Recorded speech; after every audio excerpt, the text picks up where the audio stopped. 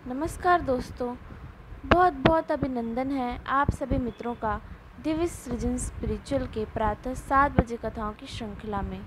दोस्तों, आज की कथा का शीर्षक है कामनाओं के अनुसार विभिन्न देवताओं की उपासना तथा भगवत भक्ति के प्राधान्य का निरूपण। तो श्री सुखदेव जी ने कहा, परीक्षित, तुमने मुझसे जो पूछा था कि मरते समय बुद्धिमान मनुष्य को क्या करना चाहिए, उसका उत्तर मैंने तुम्हें दे दिया।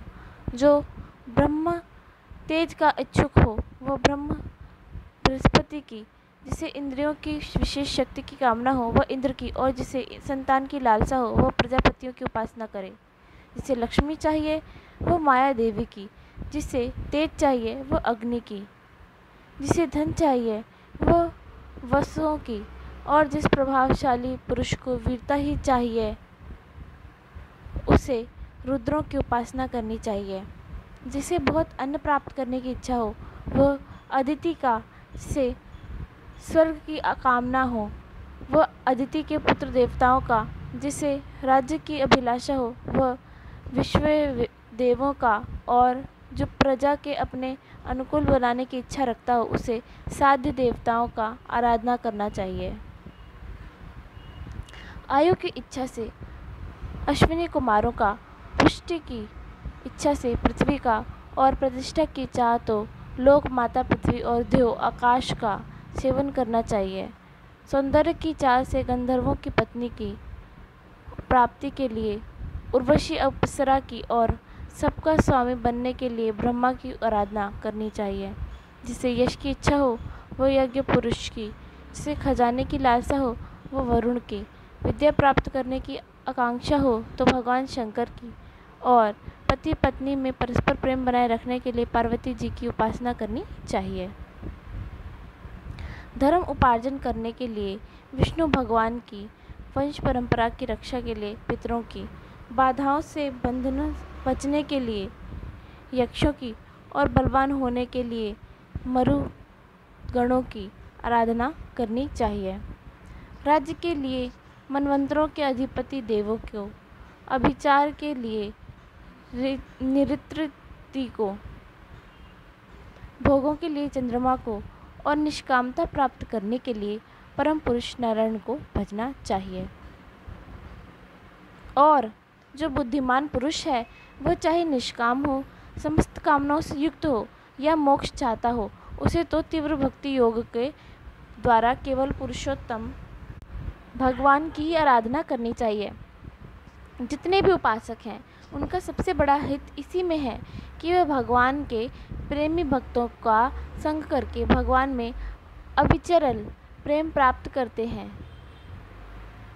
ऐसे पुरुषों के सत्संग में जो भगवान की लीला कथाएं होती हैं उनसे उस दुर्लभ ज्ञान की प्राप्ति होती है, जिससे संसार सागर की त्रिगुणमयी तरंगमालाओं के थपेड़े शांत हो जाते हैं, हृदय शुद्ध होकर आनंद का अनुभव होने लगता है, इंद्रियों के विषयों में आसक्ति नहीं रहती, कैवल्य मोक्ष का सर्वसम्मत मार्ग भक्ति योग प्राप्त हो जाता है।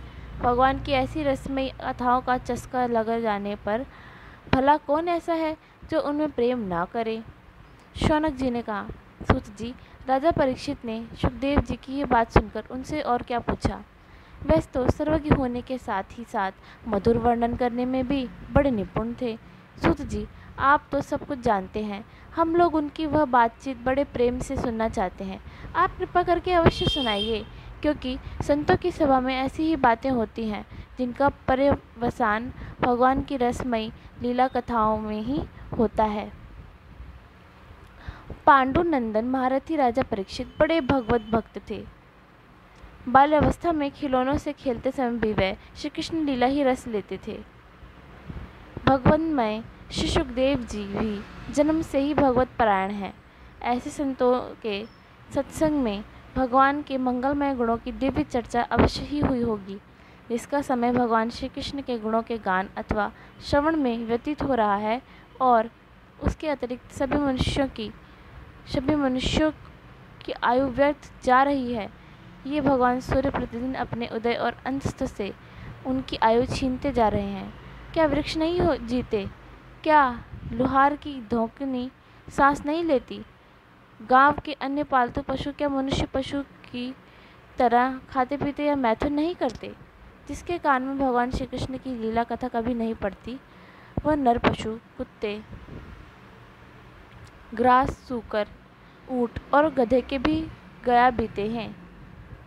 सूत जी, जो मनुष्य भगवान श्री कृष्ण की कथा कभी नहीं सुनता, उसके कान बिल के समान हैं।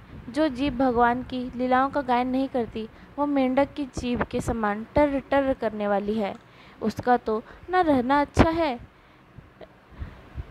जो सिर कभी भगवान श्री कृष्ण के चरणों में झुकता नहीं, वह रेशमी वस्त्र से सज्जित और मुकुट से युक्त होने पर भी बोझा मात्र है। जो हाथ भगवान को सेवा पूजन नहीं करते, वह सोने के कंगन से विभूषित होने पर भी मुर्दे के हाथ हैं। जो आंखें भगवान की याद दिलाने वाली मूर्ति, तीर्थ, नदी आदि का दर्शन नहीं करती, वह मोरों की पाँख में बने हुए आँखों के चिन्ह के समान निरर्थक है। मनुष्य के वे पैर चलने की शक्ति रखने पर भी न चलने वाले बड़े पेड़ों जैसे ही हैं। जैसे जो भगवान की लीला स्थलियों की यात्रा नहीं करते। जिस मनुष्य ने भगवत प्रेमी संतों के चरणों की जो धूलि है कभी सिर पर नहीं चढ़ाई, वह जीता हुआ भी मुर्दा है। जिस मनुष्य ने भगवान के चरणों पर चढ़ी हुई तुलसी की सुगंध लेकर उसकी सराहना नहीं की, वह श्वास लेता हुआ भी श्वास रहित शव है। सूत जी, वह हृदय नहीं लोहा है जो भगवान के मंगलमय नामों का श्रवण कीर्तन करने पर भी पिघलकर उन्हीं की ओर बह नहीं जाता। जिस समय हृदय पिघल जाता है, उस समय नेत्रों में आंसू छलकने लगते हैं और शरीर का रोम रोम खिल उठता है। प्रिय सूत जी, आपकी वाणी हमारे हृदय को मधुरता से भर देती है। इसलिए भगवान के परम भक्त, आत्मविद्या विशारद श्री सुखदेव जी ने परीक्षित के सुंदर प्रश्न करने पर जो कुछ कहा, वह संवाद आप कृपा करके हम लोगों को सुनाइए। तो इस पर जो है अब आगे हम आपको बताएंगे कि किस प्रकार से और प्रश्न करते हैं परीक्षित जी, और उसका जो सुखदेव जी हैं वो उत्तर देते हुए जवाब देते हैं। तब तक के लिए मैं अपनी वाणी को यहीं विराम देती हूँ। फिर मिलेंगे आप सबसे प्रातः 7 बजे कथाओं की श्रृंखला में। धन्यवाद।